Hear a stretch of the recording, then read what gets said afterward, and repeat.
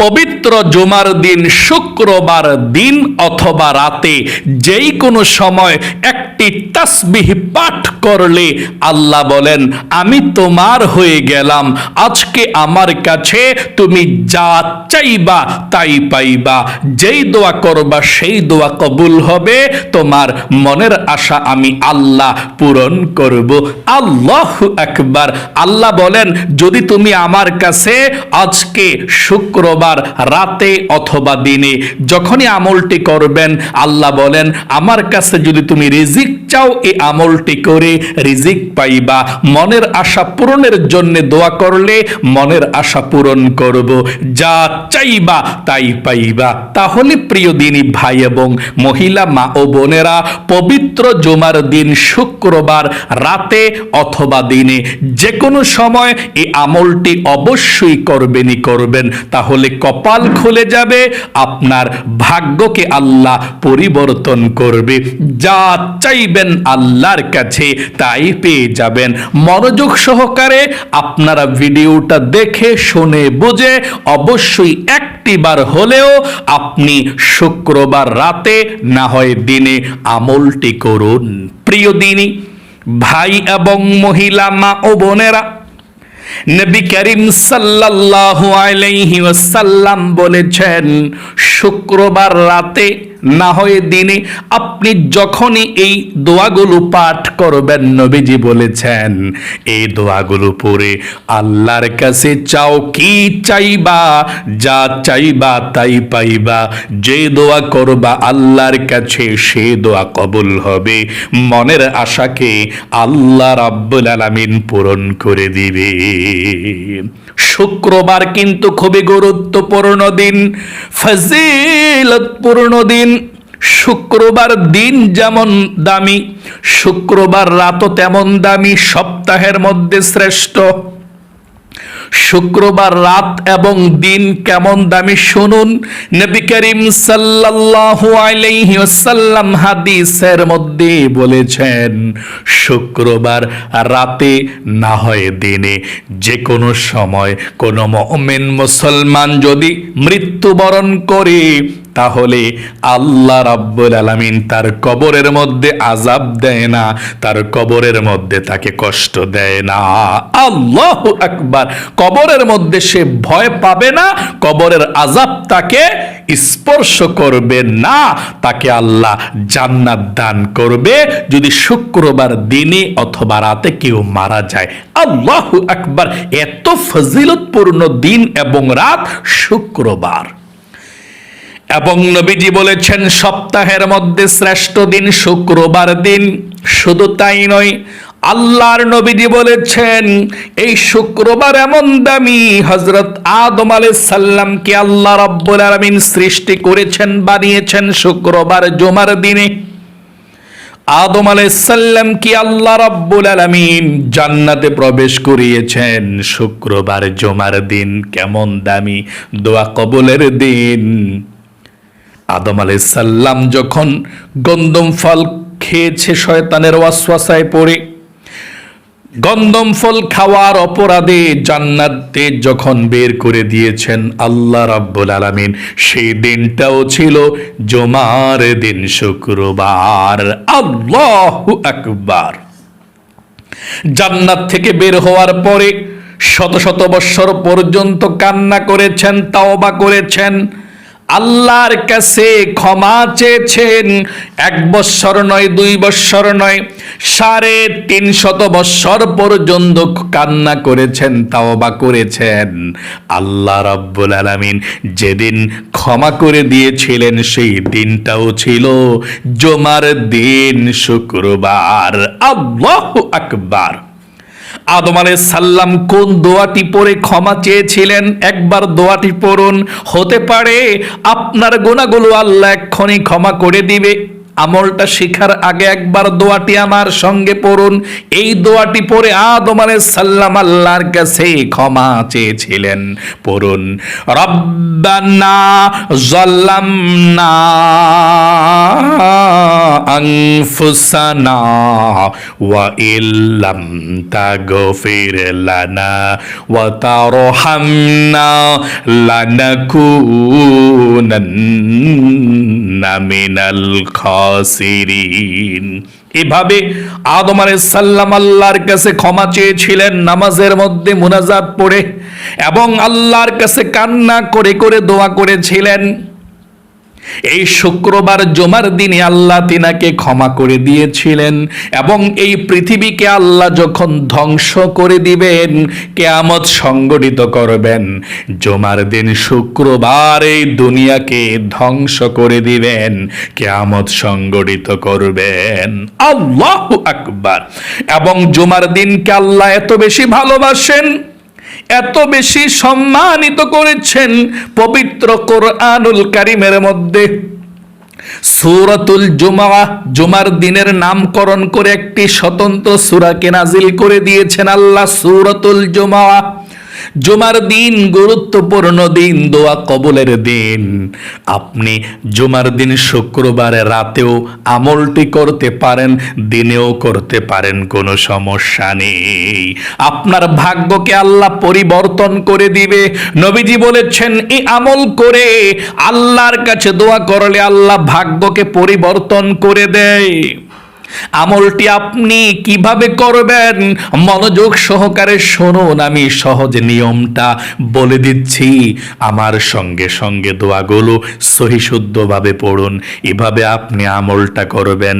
আমলটা দিন অথবা রাত যে কোনো সময় করতে পারেন। আমলটা করলে আপনি সর্বপ্রথম পবিত্রতা অর্জন করার জন্য আপনি ওযু করতে হবে। ওযুটা সুন্দর করে আপনি করবেন। ওযুর শুরুতে বিসমিল্লাহির রহমানির রহিম পড়তে ভুলবেন না, সব সময় পড়বেন। কারণ নবীজি বলেছেন, যে ব্যক্তি ওযু করলো কিন্তু প্রথমে বিসমিল্লাহ পড়লো না, তার ওযুটা পরিপূর্ণ হলো না। এই জন্য আপনি ওযুর শুরুতে পাঠ করবেন। আমার সঙ্গে পড়ুন, বিসমিল্লাহির রহমানির রহিম। তারপরে আপনি ওযু করবেন। ওযুটা সুন্দর করে করার পর নবীজি বলেছেন, কালিমায়ে শাহাদাত যদি কেউ ওযু করার পরে পাঠ করতে পারে একবার, তাহলে আল্লাহ রাব্বুল আলামিন তার জন্য 8 জান্নাতের দরজা খুলে দিবে। সে মৃত্যুর পরে যেই কোনো জান্নাতের দরজা দিয়ে যেই কোনো জান্নাতের মধ্যে প্রবেশ করতে পারবে। আল্লাহু আকবার। এই জন্য আপনি ওযু করার পরে কালিমায়ে শাহাদাত পাঠ করবেন। আমার সঙ্গে একটিবার সহিশুদ্ধভাবে পাঠ করুন। এভাবে পাঠ করবেন, আশহাদু আল্লাহ ইলাহা ইল্লাল্লাহু ওয়াহদাহু লা শারীকা লাহু ওয়া আশহাদু আন্না মুহাম্মাদান আবদুহু ওয়া রাসূলুহু। এভাবে আপনি কালেমায়ে শাহাদাত পাঠ করবেন। তারপরে পবিত্র একটি জায়গার মধ্যে বসে যাবেন আমলটি করার জন্য। পবিত্র একটি জায়গার মধ্যে বসে গিয়ে কারো সঙ্গে কথা বলবেন না আমলটি করার সময়। 1 নম্বরে সর্বপ্রথম নবীজির প্রেম ভালোবাসা মনের মধ্যে নিয়ে আপনি 11 বার দুরূদ শরীফ প্রথমে পাঠ করবেন। এই 11 বার প্রথমে দুরূদ শরীফ পাঠ করলে আল্লাহর নবীজি বলেছেন, আল্লাহ রাব্বুল আলামিন 110টি নেকি আল্লাহ আপনার আমলের নামার মধ্যে লিখে দিবে। 2 নম্বরে 110টা গুনাহকে আল্লাহ আপনার আমল নামা থেকে কেটে দেবে। 3 নম্বরে আল্লাহ রাব্বুল আলামিন 110টা রহমত আপনার উপরে সাথে সাথে নাজিল করবে। 4 নম্বরে একজন ফেরেশতা আপনার এই দুরূদের হাদিয়াটা নিয়ে নবী করিম সাল্লাল্লাহু আলাইহি ওয়াসাল্লামের রওজা পাকে চলে যাবে। নবীজি আপনার নাম ধরে আল্লাহ রাব্বুল আলামিনের দরবারে আপনার জন্য রহমতের দোয়া করে দিবে। এবং নবীজি বলেছেন, জুমার দিন তোমরা আমার উপরে বেশি বেশি করে দুরূদ শরীফ পাঠ করবা। এই জন্য আপনি 11 বার দুরূদ শরীফ সুন্দরভাবে পাঠ করবেন। বলতে পারেন, হুজুর কোন দুরূদ শরীফটা পাঠ করব? আপনার কাছে যেই দুরূদ শরীফটা সহজে মনে হয় সেই দুরূদ শরীফটা পাঠ করবেন। আপনি দুরুদ ইব্রাহিম নামাজের দুরুদও পাঠ করতে পারেন, অথবা এটা পাঠ করলেও চলবে, ছোট দুরুদ শরীফ সাল্লাল্লাহু আলাইহি ওয়াসাল্লাম, সাল্লাল্লাহু আলাইহি ওয়াসাল্লাম, সাল্লাল্লাহু আলাইহি ওয়াসাল্লাম। আপনি এটা পাঠ করলেও চলবে, 11 বার আপনি পাঠ করবেন। 2 নম্বরে, জীবনের সমস্ত গুনাহগুলো ক্ষমা হওয়ার জন্য ইস্তিগফারের দোয়াটি আপনি 11 বার পাঠ করবেন। আল্লাহর নবীজি বলেছেন, এই ইস্তিগফারের দোয়াটি পাঠ করলে কাপড়ের মধ্যে ময়লা লাগলে যেমন সাবান দিয়ে পরিষ্কার করা যায়, সহজেই সাবান দিলে ময়লা চলে যায়, ঠিক আপনি জীবনে যত গুনাহ করেছেন আপনার জীবনের সমস্ত গুনাহগুলো ক্ষমা হওয়ার জন্যে সেই সাবানের মতো সেই মেডিসিনটা প্রয়োজন, আর সেই মেডিসিনটার নামই হচ্ছে ইস্তিগফার। এই ইস্তিগফারটা আপনি 11 বার পাঠ করবেন।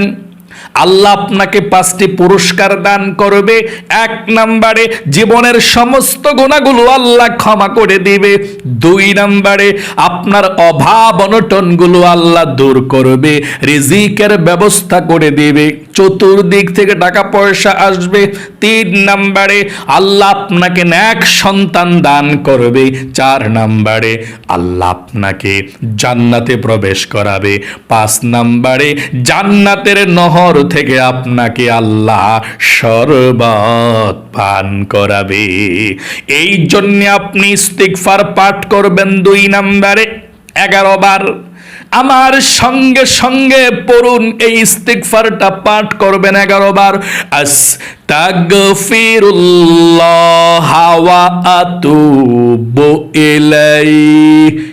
এতটুকু পাঠ করলেই চলবে। আবারও পড়ুন, আস্তাগফিরুল্লাহ ওয়া আতুবু ইলাইহি, আস্তাগফিরুল্লাহ ওয়া আতুবু ইলাইহি।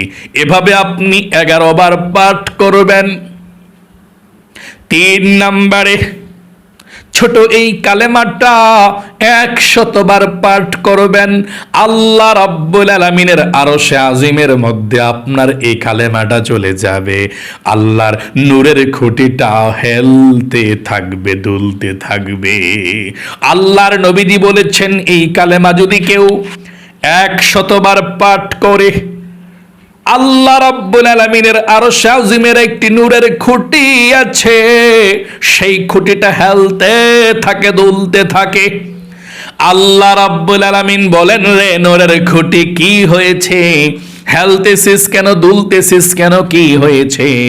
নূরের খুঁটি বলে, আল্লাহ, জমিনের মধ্যে তোমার একজন গুনাহগার বান্দা বান্দি এই কালেমাটা পাঠ করেছে, আর এখনো পর্যন্ত তার গুনাহগুলো ক্ষমা করা হয় নাই। আমি কিভাবে স্থির হতে পারি? আমি থামবো না যদি তুমি তাকে ক্ষমা না করো। আল্লাহ রাব্বুল আলামিন বলেন, ও আমার নূরের খুঁটি, তারা কি আমাকে দেখেছে? না আল্লাহ আপনাকে দেখে নাই। জান্নাত দেখেছে? না আল্লাহ জান্নাত দেখে নাই। জাহান্নাম দেখেছে? না আল্লাহ জাহান্নামও দেখে নাই, আখিরাত দেখে নাই। আল্লাহ রাব্বুল আলামিন বলেন, নূরের খুঁটি রে, সাক্ষী থাক, সাক্ষী থাক।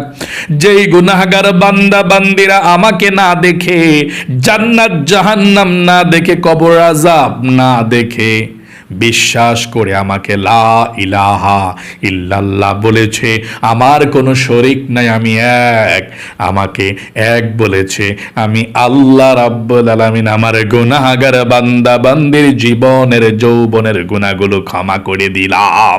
আল্লাহু আকবার। এই কালেমাটা 100 বার পড়বেন, আমার সঙ্গে পড়ুন, এভাবে পড়বেন, লা ইলাহা ইল্লাল্লাহ, লা ইলাহা ইল্লাল্লাহ। এভাবে লায়ের মধ্যে আপনি টান দিবেন, লা ইলাহা ইল্লাল্লাহ, লা ইলাহা ইল্লাল্লাহ, লা ইলাহা ইল্লাল্লাহ, লা ইলাহা ইল্লাল্লাহ। এভাবে 100 বার পর্যন্ত পাঠ করবেন। সবার শেষে একবার পুরা কালেমাটা পড়বেন, এভাবে পড়ুন আমার সঙ্গে, লা ইলাহা ইল্লাল্লাহু মুহাম্মাদুর রাসূলুল্লাহ সাল্লাল্লাহু আলাইহি ওয়াসাল্লাম।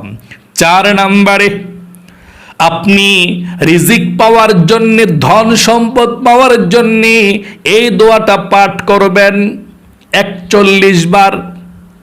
এই দোয়া পড়লে আল্লাহ রিজিক দেয়, ধন সম্পদ দেয়, অভাব দূর করে 41 বার পড়বেন। কোন দোয়াটা? ইয়া রাজ্জাকু ইয়া আল্লাহ, ইয়া রাজ্জাকু ইয়া আল্লাহ, ইয়া রাজ্জাকু ইয়া আল্লাহ, ইয়া রাজ্জাকু ইয়া আল্লাহ। আপনি 11 বার পাঠ করবেন, 41 বার পাঠ করবেন, ইয়া রাজ্জাকু ইয়া আল্লাহ 41 বার পাঠ করবেন। 5 নম্বরে 41 বার আল্লাহর এই নামটা পাঠ করবেন, এটাকে ইসমে আজম নাম বলা হয়। 41 বার ইয়া যাল জালালি ওয়াল ইকরাম, আমার সঙ্গে পড়ুন, ইয়া যাল জালালি ওয়াল ইকরাম, ইয়া যাল জালালি ওয়াল ইকরাম। আবারও পড়ুন, ইয়া যাল জালালি ওয়াল ইকরাম। তারপরে সর্বশেষ 6 নম্বরে আবারও প্রথমের মতো 11 বার দুরুদ শরীফ পাঠ করবেন সাল্লাল্লাহু আলাইহি ওয়াসাল্লাম। এই দুরুদ শরীফটা তারপরে আল্লাহর কাছে আপনি মুনাজাত করবেন আল্লাহুম্মা আমিন বলে। তারপরে আপনি 3 বার ওই আল্লাহর নামটা বলবেন, ইয়া যাল জালালি ওয়াল ইকরাম, ইয়া যাল জালালি ওয়াল ইকরাম, ইয়া হাযাল জালালি ওয়াল ইকরাম। 3 বার এই আল্লাহর নামটা বলে তারপর আল্লাহর কাছে জীবনের সমস্ত গুনাহগুলো ক্ষমা চাইবেন, মাফ চাইবেন। আল্লাহ রাব্বুল আলামিনের কাছে ধন সম্পদ চাইবেন, রিজিক চাইবেন, অভাব থেকে মুক্তি চাইবেন।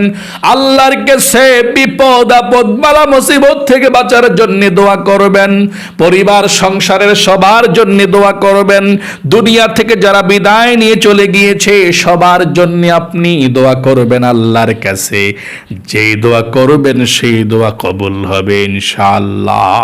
এভাবে একটিবার আমলটি করুন, আল্লাহ আপনাদের ভাগ্যকে পরিবর্তন করে দেবে ইনশাআল্লাহ। আমি আবারও দোয়াগুলোর কথা সংক্ষেপে বলে দিচ্ছি।